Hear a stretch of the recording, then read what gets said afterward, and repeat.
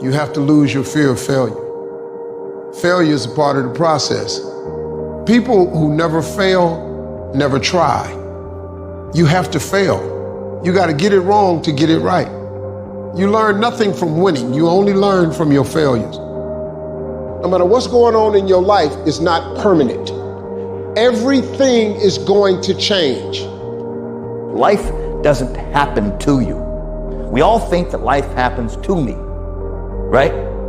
Life happens for you. It happens for you. I mean, opportunities will come to you every day.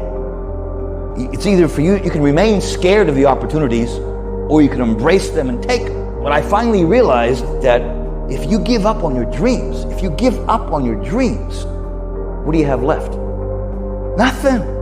I can't live that way. You know what a great opportunity is for growth?